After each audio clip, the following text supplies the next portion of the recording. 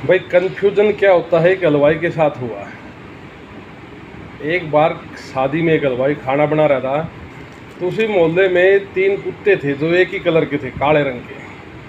अब कुत्तों ने प्लान किया, भाई खाना खाना है, शादी है, हलवाई काम कर रहा है, अपना मिठाइयाँ बना रहा है, कैसे मिठाई खाएं।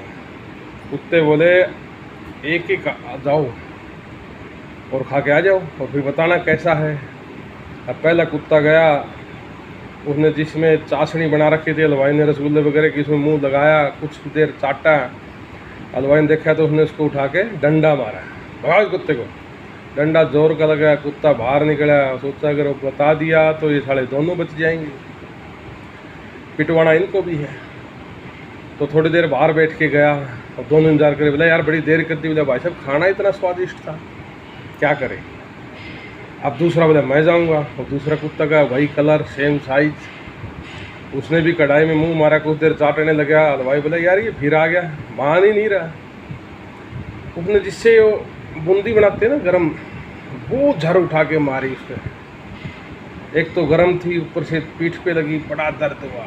जनरेटर का शोर चल रहा था, जनरेटर के पास बैठ के कुछ सिकाई करी, प्यों प्यों करी, सुनाई नहीं दिया।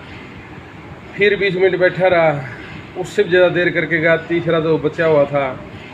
बोला यार इतनी देर करते हैं, मैं इंतजार कर रहे हैं। बोला भाई खाना है, इतना बैठ के खिला रहे हैं वो प्यार से, आदमी उठने की हिम्मत ही नहीं कर पाता।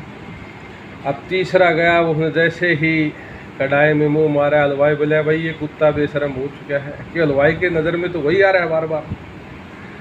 उसको रोक लिया जिस प्लेट में वो कढ़ाई वगैरह लगा रखी थी, और उसकी अच्छी पिटाई करी।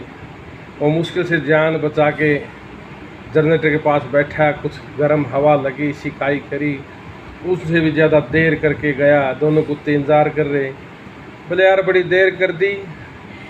बोले भाई तुम ठीक कर रहे थे, मुझे तो आने ही नहीं दे रहे थे, कह रहे थे और खा ले, तब जाके मैं तो मुश्किल से पिंड छुड़ा के आया हूँ।